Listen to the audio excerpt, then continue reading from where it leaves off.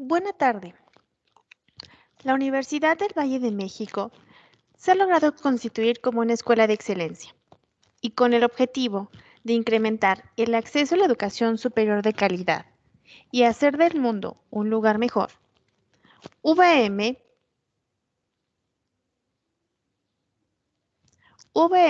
pertenece a la red de universidades más importante del mundo, Laureate International Universities. Campus San Rafael Alma Mater les da la más cordial bienvenida al tercer coloquio interdisciplinario de negocios y sociales. En esta ocasión, con la mesa titulada Ley de Responsabilidades Administrativas de la Ciudad de México.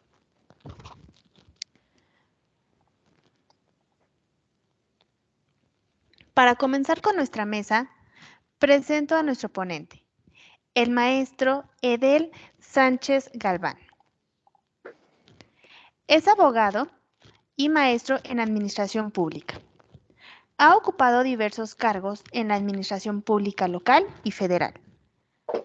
Se ha desempeñado como abogado postulante en materia administrativa, además de ser consultor y representante legal de diversas empresas a nivel nacional. Asimismo, ha impartido cátedra en diversas universidades públicas y privadas. También es autor de diversos artículos de investigación. Además de ser miembro de la Barra Mexicana, Colegio de Abogados y parte del panel de expertos mexicanos en el World Justice Project. Bienvenido, maestro. Hola, buenas tardes. Es para mí un placer estar con ustedes compartiendo en este coloquio de investigación. Tenemos algunos problemitas técnicos. Le envié por ahí la presentación a la maestra Zavala. No sé si me puede hacer favor de compartirla. La comparto con la maestra Gaby. Denme un segundo.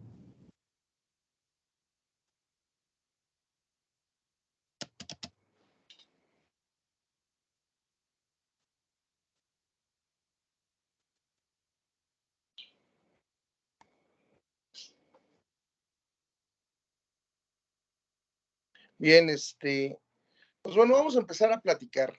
El tema al que me invitaron el día de hoy a hablar, a compartir con todos ustedes, es acerca de la Ley de Responsabilidades que está vigente en la Ciudad de México. Sin embargo, tenemos que hablar o partir del supuesto de qué es responsabilidad. Maestra, ¿ya tendrá en la mano la presentación?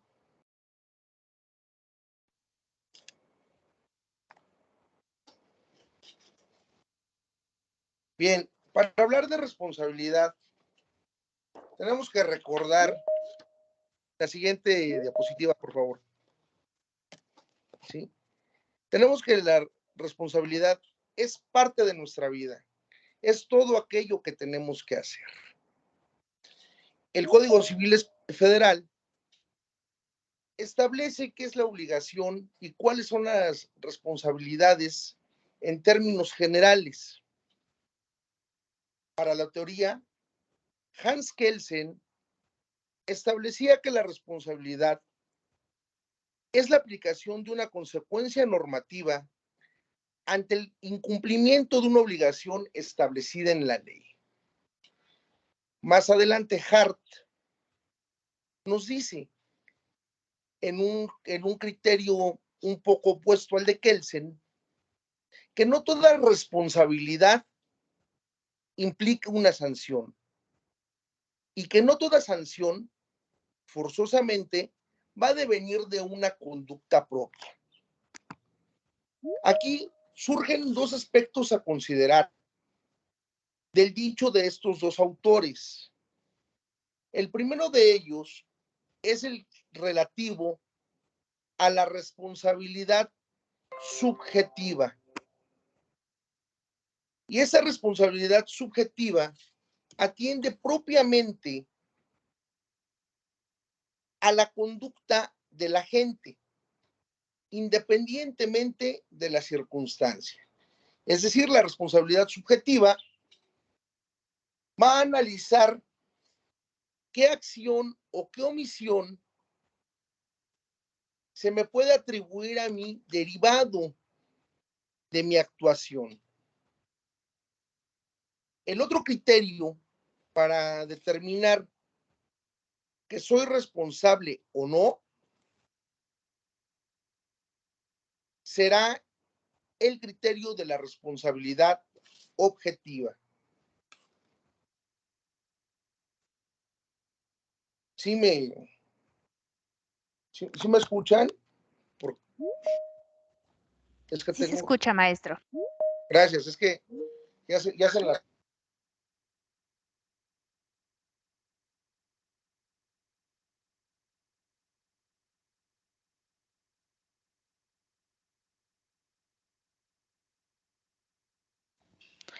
Maestro, en este momento ya tiene apagado su micrófono y no lo escuchamos. ¿Listo? ¿Ahora sí me escuchó? Perfecto. Sí. Muchísimas gracias. Bien, el criterio de la responsabilidad objetiva nos va a indicar que independientemente de la actividad o inactividad del sujeto, tenemos que atender a la circunstancia particular en que se encuentre éste. Y aquí es a donde propiamente vamos a llegar al tema y podemos decir que la responsabilidad propiamente la vamos a entender como la obligación que tiene cualquier persona para actuar con sumo cuidado y destreza respecto de una situación especial en que se encuentre. Es decir, la responsabilidad es el deber de realizar las labores encomendadas sin que nuestro actuar ocasione daño alguno a cualquier tercero. Siguiente diapositiva, por favor. Ahora bien, los servidores públicos, por el solo hecho de encontrarse en ese supuesto de estar prestando funciones públicas, se van a ubicar en el supuesto de responsabilidad administrativa, tenga consecuencia o no. Al momento de aceptar cualquier nombramiento, cargo o comisión, inmediatamente la persona va a actuar representando los intereses de la administración pública. Es decir, a través del desempeño del servidor público se va a expresar la cosa pública, lo que a los romanos denominaban la res pública. Y la principal función del servidor público va a ser que funcione a diario esa administración para beneficio de toda la población, como uno de los elementos principales del Estado moderno. Para ello, el servidor público debe de tener en cuenta los valores de honestidad, honradez, eficacia y eficiencia, así como un alto sentido de la justicia en el desempeño de su actividad. Por lo anterior, es que la ley le da un tratamiento especial a estas personas que se desempeñan en el servicio público. Y por tanto, el actuar del servidor público debe ir por encima de los intereses personales, así como de aquellos de filiación ideológica o política que pudiéramos tener. Siguiente diapositiva, por favor.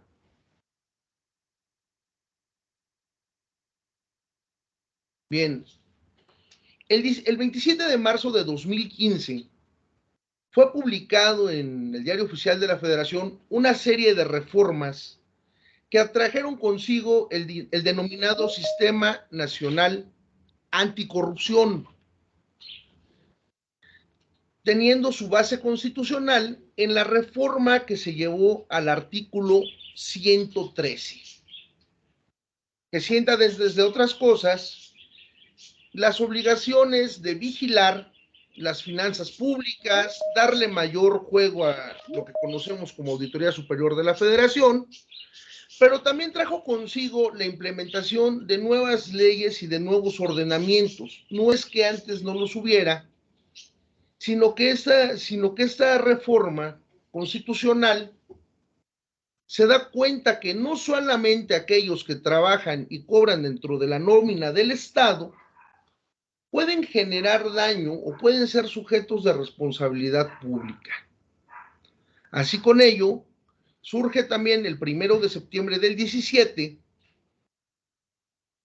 la Ley del Sistema Anticorrupción de la Ciudad de México y una serie de leyes que fueron publicados en la Gaceta de ese día y año, dentro de ellas la Ley Orgánica del Tribunal de Justicia Administrativa de la Ciudad de México, la Ley de Justicia Administrativa de la Ciudad de México y la ley de la que vamos a hablar el día de hoy, que es la Ley de Responsabilidades Administrativas de la Ciudad de México. Hacemos ilación a la Ley Orgánica del Tribunal de Justicia Administrativa como a la Ley de Justicia Administrativa de la Ciudad, ambos de la Ciudad de México, por lo siguiente: anteriormente las salas ordinarias del tribunal eran las que dirimían los conflictos de responsabilidad administrativa y lo hacían a la luz de una ley federal que ya había sido derogada, la Ley Federal de Responsabilidades de los Servidores Públicos, que si bien en la Federación ya no tenía aplicación, sí fue aplicable en la Ciudad de México hasta por ahí del año 2019, que empezó a tener vigencia nuestra Ley de Responsabilidades Administrativas de la Ciudad de México. ¿Sí? Dicho esto, vamos a continuar con la siguiente diapositiva. Vamos a hablar primero de algunos aspectos generales de esta ley de responsabilidades. Ajá. Y la primera de ellas es que vamos a ver quiénes son los sujetos. Bien, para la ley establece que los sujetos de esta ley serán: 1, las personas servidoras públicas; 2, aquellas personas que, habiendo fungido como servidoras públicas, se ubican en los supuestos que establece la ley. Eso quiere decir que posteriormente al encargo que pudimos haber tenido dentro de la administración pública, tengamos alguna influencia o llevemos a cabo actos que pudieran parecer de los sancionados por la ley. Y bien, una innovación que también deviene de la ley general y del sistema anticorrupción, y es uno de los más grandes avances que se pueden contener en esta ley de responsabilidades públicas de la Ciudad de México, es que también los particulares se vuelven sujetos de responsabilidades administrativas cuando están vinculados por su actuación a faltas administrativas graves. El artículo 7º de la ley nos va a establecer cuáles son las obligaciones de los servidores públicos. Esto es, que el servidor público tiene que actuar conforme a la ley, conducirse con rectitud, tratar a las personas de un modo amable, actuar conforme a una cultura del servicio y respetar los derechos humanos, entre otros. Aquí debemos de recordar un principio de derecho administrativo que nos dice que las personas y los servidores públicos, cualquier autoridad en el desempeño de su función, solamente tiene permitido aquello a lo que la ley le faculta. ¿Ok? los servidores públicos no pueden ir más allá de lo que tienen expresamente facultado y regulado en la legislación. Las autoridades encargadas de la aplicación de esta ley son la Secretaría de la Contraloría General de la Ciudad de México, los órganos internos de control en cada una de las sedes administrativas, la Auditoría Superior del Congreso de la Ciudad y el Tribunal de Justicia Administrativa de la Ciudad de México. Cabe resaltar que para el caso de los trabajadores del Poder Judicial de la Ciudad de México, la autoridad encargada de sancionarlos y de investigarlos será el Consejo de la Judicatura de la Ciudad de México. Ahora bien, ¿qué otra generalidad es importante que conozcamos de esta ley? Es importante que conozcamos que esta nueva ley, que esta ley que estamos utilizando hoy de manera vigente en nuestra ciudad, contiene mecanismos de prevención y rendición de cuentas. A través, primero, del sistema de evolución patrimonial, de la declaración de intereses y de la constancia de declaración, y de que tendremos la obligación los servidores públicos de acompañar la constancia de declaración fiscal anual que presentamos, que por cierto es en abril. ¿Cuándo tenemos la obligación o cuándo tiene la obligación el servidor público de atenerse o de adherirse a estos mecanismos de prevención y de rendición de cuentas? Va a tener la obligación al momento que inicia su relación con cualquiera de institución u orden de la administración pública de la Ciudad de México. Y va a tener la obligación de presentar una declaración inicial en la que establezca sus haberes, asimismo establezca sus bienes y señale cualquier tipo de posible conflicto de interés que pudiera tener derivado ya sea de su relación sentimental, de su relación filial o cualquier otro, al momento de realizar su declaración, para lo cual tendrá un lapso improrrogable de 60 días naturales al asumir el cargo. Asimismo, mientras continúe en el ejercicio o en el desempeño de la función pública, deberá presentar cada año durante el mes de mayo una actualización a su declaración de situación patrimonial o evolución patrimonial, que es como lo marca la ley. Deberá volver a adjuntar su declaración fiscal del impuesto sobre la renta y su declaración sobre la existencia de un posible conflicto de intereses. Cuando termine el ejercicio, el servidor público se separa del cargo, va a otra comisión, cambia de nivel, cambia de adscripción, tendrá 60 días para presentar una declaración final en la que detalle cómo fueron los haberes y cuáles fueron los bienes y los posibles conflictos en que incurrió durante su desempeño. Otra de las innovaciones que maneja la ley de servidores, ¿sí? la que estamos hablando, es en lo relativo a la integridad de las personas morales.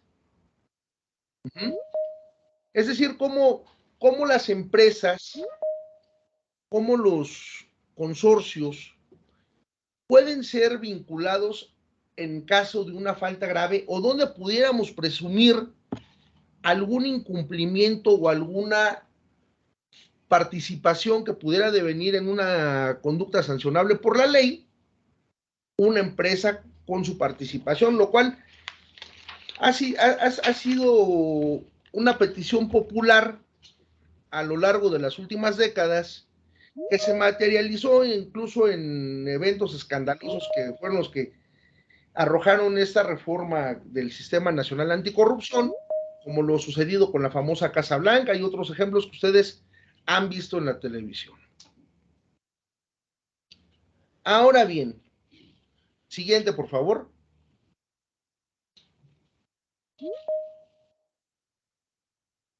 Vamos a entrar a un tema que es muy novedoso y que seguramente muchos de ustedes están esperando que toquemos por las pláticas que pude haber sostenido, y es el relativo al procedimiento. Es decir, la ley de responsabilidades de la Ciudad de México tiene un nuevo procedimiento en el espectro legal mexicano. Siguiente, por favor. ¿Sí? Vamos a ver esta diapositiva muy rápido y después vamos a ver las particularidades. En esta diapositiva podemos ver a partir del IPRA. Pero ¿qué pasa antes del IPRA? ¿Qué es el IPRA? Es el informe de presunta responsabilidad. ¿Y cómo va a empezar esto? ¿Y cómo nos va a llegar hasta una sentencia, que es donde termina nuestro diagrama? Es importante que lo veamos, no lo olvidemos y regresemos y lo retomemos en unos momentos más. Pero vamos a tener la idea que inicia con una audiencia inicial, el procedimiento propiamente dicho, y va a terminar con una sentencia. Siguiente. ¿Quiénes son los sujetos procesales en el procedimiento de responsabilidad administrativa? Aquí vamos a ver, estamos viendo en nuestra gráfica que tenemos dos etapas. La primera de ellas es la relativa a la investigación y la segunda de ellas es la relativa a la etapa de resolución, que comprende la instrucción propiamente del procedimiento. En la investigación vamos a tener como sujetos procesales a la autoridad investigadora, que esa va a depender directamente del órgano interno de control y es la que va a conocer de la denuncia, ¿sí? Sea a través de denuncia, se inicie de oficio, sea a través de comparecencia, sea a través de algún hecho notorio y de mutuo propio decida la autoridad iniciarla, pero es la autoridad investigadora del órgano interno de control de cada dependencia la encargada de realizar todas las gestiones de investigación. La autoridad sustanciadora será la encargada en su momento de determinar si es que existen elementos suficientes para presumir la existencia de una conducta sancionable. Ahora bien, ¿cuáles son las conductas sancionables? La ley nos habla de faltas graves y de faltas no graves. Las faltas no graves se encuentran reguladas en el artículo 49 de la ley y nos hablan simplemente que todo aquello que vaya en contra del cumplir con las obligaciones y funciones o comisiones encomendadas por el servidor público, pues y no llegue a tener un supuesto normativo establecido en la ley de manera puntual, van a ser faltas administrativas no graves. Por su parte, las faltas administrativas graves de las que podemos acusar o nos pueden acusar como servidores públicos son el cohecho, el peculado, el desvío de recursos, la utilización indebida de información, el abuso de funciones, el conflicto de intereses, la contratación indebida, el enriquecimiento oculto, el tráfico de influencias, el encubrimiento, el desacato y la obstrucción de la justicia. Los actos de los particulares que pudieran estar vinculados con las faltas graves se establecen en los artículos 65 y 66 y 67, que establecen actos de los cuales nosotros podemos hablar y escuchamos cotidianamente como el soborno, como el pago del diezmo para acceder al contrato de licitación o para que me den una adjudicación directa, le doy al encargado de adquisiciones o al encargado de obras una parte equivalente al 10 o al 20 o al 15% de lo que implica la obra para que me declaren ganador en un fallo, porque además es mi compadre. Entonces, ese soborno me va a hacer que a mí como ciudadano, como empresa, como particular, me pudiesen sujetar al procedimiento de responsabilidades administrativas. Aquí vamos a ser claros. No es una materia del todo común, ni para los abogados, ni para los estudiantes. Es una materia de alta especialidad. Por tanto, y como sabemos también que hay muchas personas que no son abogados, que están compartiendo esta ponencia, me es necesario aclarar que los responsables administrativos no son delincuentes. No podemos darle el trato de delincuente al responsable administrativo. Los delitos los regula el Código Penal. Las faltas administrativas las faltas administrativas las va a regular la Ley de Responsabilidades, que es en la que estamos ubicados. Aquí no estamos hablando de criminales, estamos hablando de servidores públicos que cometieron una falta. Que la misma puede ser personal o incluso colegiada, cuando un cuerpo como un comité de adquisiciones pasara por alto algún elemento que no cubriera o no constara del todo, para aplicar un contrato en beneficio de una persona, o bien cometieran la equivocación de equivocar la partida presupuestal de mantenimiento con la de obras. Eso en el entendido de que el presupuesto está estrictamente etiquetado y que va a ser auditado. Bien, siguiente.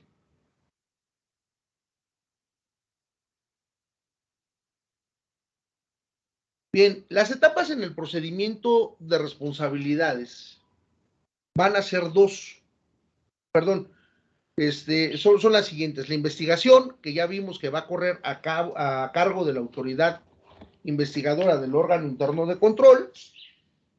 La audiencia inicial, que es que será el momento en que la autoridad investigadora determine que tiene elementos para requerir al sujeto de responsabilidad y llevarlo ante la autoridad sustanciadora del órgano interno de control. Una etapa ante la resolutora. Aquí cabe hacer mención, cuando estamos hablando o hablemos de faltas administrativas no graves, será el mismo órgano interno de control quien lleve a cabo el procedimiento en la etapa de instrucción y de resolución.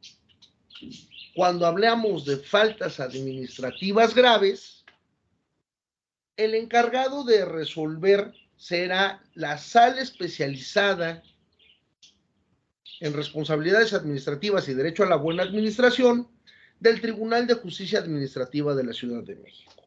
Por eso hace un rato que hablaba de las leyes que fueron publicadas junto con la de responsabilidades, hablaba de la ley orgánica del tribunal y hablaba de la ley de justicia administrativa, que establecen las facultades para que los magistrados de las salas especializadas conozcan de estos procedimientos por falta grave en específico. Ahora bien, vamos a tener como última etapa, al igual que en todos los juicios, pues la de ejecución. ¿Y cuál va a ser mi etapa de ejecución? Pues cuando me apliquen mi sanción, que puede ir desde una amonestación hasta una inhabilitación para ejercer el servicio público. Siguiente, por favor.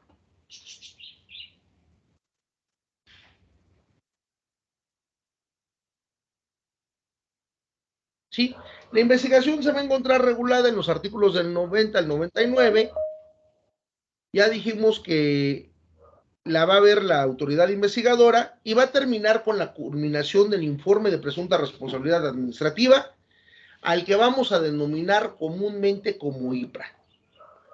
Y la autoridad investigadora lo va a remitir directamente a la autoridad substanciadora, que será la encargada de citar al presunto responsable administrativo. Siguiente.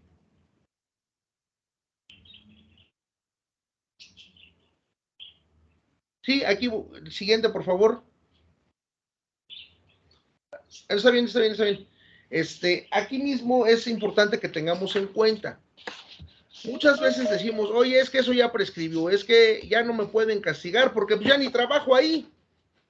Ya no soy funcionario, ya no soy servidor público, ya no me pueden hacer nada porque pues yo ya dejé de laborar en esa institución, dejé de laborar en esa secretaría, en ese instituto. Sin embargo, es necesario que conozcamos que las facultades de la autoridad para faltas no graves van a prescribir en un lapso de 3 años a partir de que la autoridad tuvo conocimiento,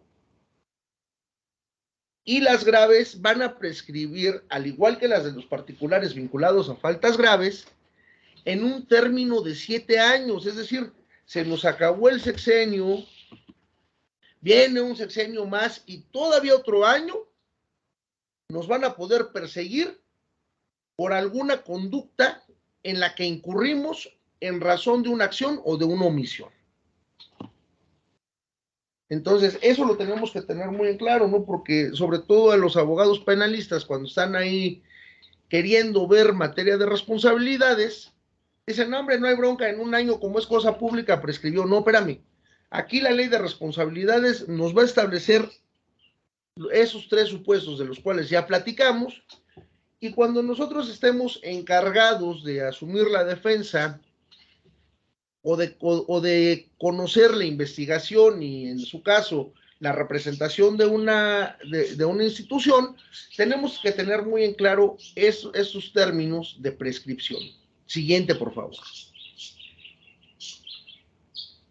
Bien, una vez que la autoridad investigadora remite el IPRA a la sustanciadora, la autoridad sustanciadora tiene que admitir, tiene que pronunciarse que tiene por recibido ese informe de presunta responsabilidad administrativa. Y si lo hace de esa manera, va a tener que citar forzosamente al presunto responsable. Y aquí es donde debemos tener también cuidado cuando estamos revisando este tipo de asuntos, de que la citación maneja supuestos normativos muy particulares. Yo no puedo citar al presunto como autoridad sustanciadora para que se presente en menos de 10 días. Pero ojo, tampoco lo puedo hacer para que se presente en más de 15. ¿Ok? ¿Qué también podría hacer en su caso la autoridad sustanciadora? Que no es el caso común y va a ser la regla general a la que nos vamos a enfrentar. La autoridad sustanciadora podría decir, oye, autoridad investigadora, advierto que no tienes los elementos para realizar una acusación, que no tienes los elementos materiales que me den para presumir la existencia de esa responsabilidad administrativa, así que te lo mando de regreso para que reintegres de nuevo tu informe de presunta responsabilidad. Siguiente.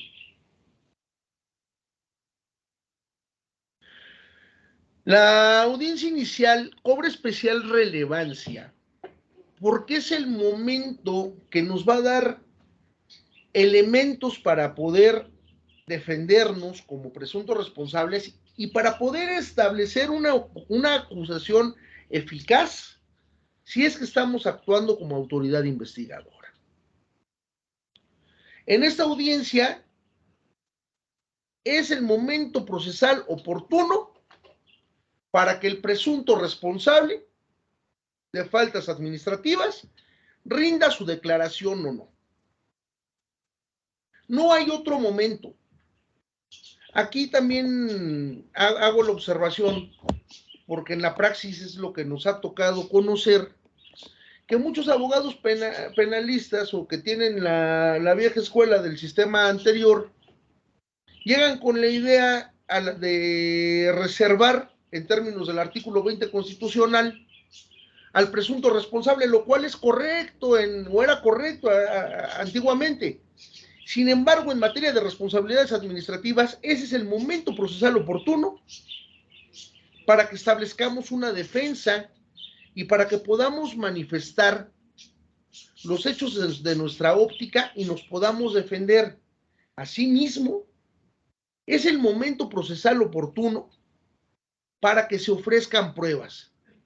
Posteriormente a la audiencia inicial no nos van a aceptar otra prueba a excepto de las supervenientes. Entonces, debemos de ser claros, una vez que nos llega un IPRE y nos están notificando como presuntos responsables que vamos a acudir a una audiencia inicial o que vamos a acompañar a una persona a desahogar una audiencia inicial, debemos generar una estrategia, porque las pruebas que va a ofrecer la autoridad, la investigación en la que está sustentando su acusación y demás, nos la van a proporcionar al momento que nos estén emplazando. Aquí es importante que si somos servidores públicos, tengamos en cuenta que la ley establece los supuestos que me puedo defender por mí, me puedo defender con un abogado particular, o bien puedo solicitar que me defienda un defensor público. En este caso, la autoridad tendría la obligación de agotar todos los medios para darme una defensa. Conste que no les estoy vendiendo una estrategia para que alarguen un procedimiento, pero bueno, si estuviéramos en el supuesto, pues sí, yo solicito que me pongas un abogado, porque pues yo no me puedo defender. Sería una estrategia en la que a lo mejor agotaríamos la dilación, pero bueno, continuemos porque aquí estamos hablando en un mundo de lo que establece la ley y estamos conociendo el contenido de nuestra ley. Siguiente. Ahora bien, cuando cerramos la audiencia ya ofrecimos nuestras pruebas, ya declaramos, ya alegamos, vamos a pasar a una etapa ante la autoridad resolutora, ¿sí? En caso de que son faltas graves, ya quedamos, va a dictar su acuerdo y la misma autoridad de ese órgano interno de control será quien conozca. Si no, si estamos hablando en el supuesto de las faltas graves, la autoridad sustanciadora tendrá un término de 3 días, un término prorrogable de 3 días, para enviar el expediente original a la sala especializada del Tribunal de Justicia Administrativa de la Ciudad de México. El tribunal puede decidir si el asunto es de su competencia, si efectivamente la conducta está debidamente calificada, y además debe de notificar a las partes, entendiendo que las partes son el inculpado, su defensa, la autoridad investigadora, la sustanciadora, a las partes que concurren dentro de ese expediente les tienen que informar que ya recibió el informe de presunta responsabilidad y que continuará con la resolución, con el trámite y resolución del mismo. Ajá. Asimismo, una vez que el tribunal notifica que ha recibido el informe de presunta responsabilidad, le empezará a correr un término de 15 días para pronunciarse sobre la admisión de pruebas, así como para en el mismo acuerdo establecer, si es que fuera el caso, si es que hubiera pruebas de especial preparación, las diligencias especiales para su desahogo.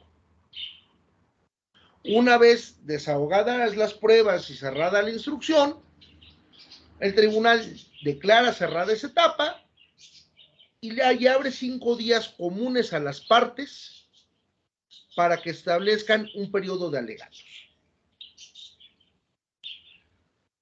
Cerrado el periodo de alegatos, viene un término muy interesante, que es un término de 30 días que tiene la sala de responsabilidades, la sala especializada, para dictar sentencia, pudiendo duplicar ese término si es que el asunto fuera sumamente complicado de estudio, ya sea por su relevancia o por cuestiones ajenas, por su volumen y demás, y tuviera que hacerlo, tendría hasta 60 días para resolver. Después de eso, ya no puede pronunciarse en la sala. Siguiente.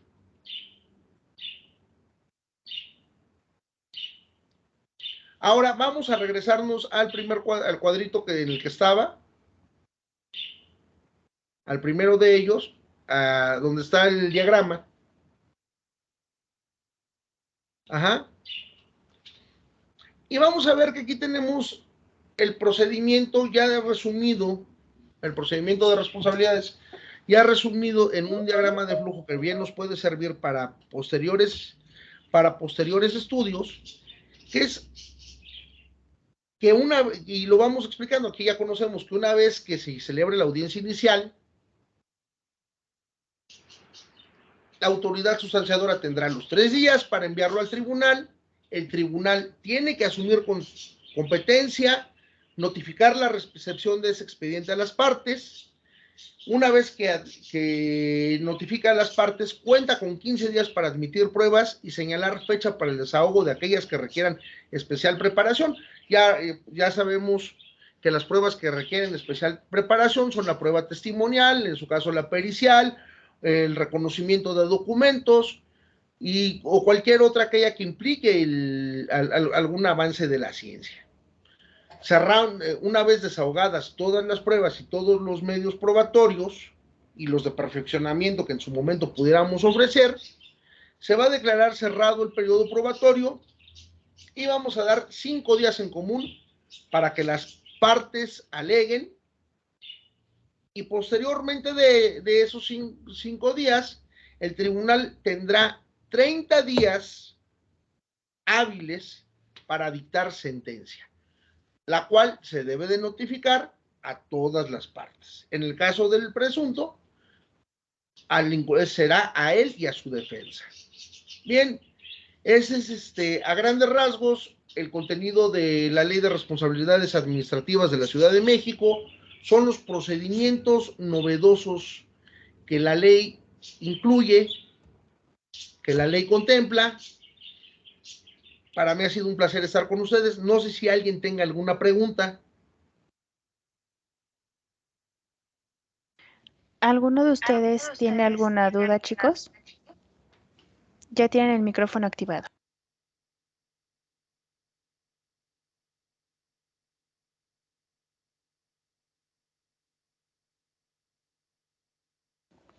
También nos pueden compartir sus dudas por medio del chat.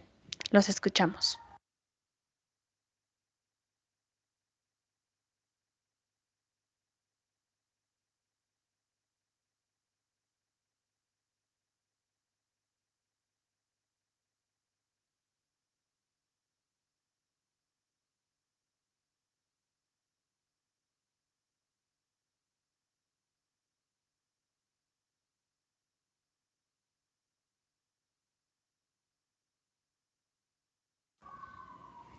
Agradecemos al maestro Edel Sánchez Galván por compartirnos este tema en nuestro tercer coloquio interdisciplinario de negocios y sociales. Agradecemos también la participación de nuestros estudiantes, tanto en esta sesión como en la primera que tuvimos, y les recordamos registrar nuevamente su asistencia a esta mesa que acabamos de concluir. No me queda más que agradecer nuevamente a nuestras autoridades administrativas y académicas por hacer posible este tipo de eventos.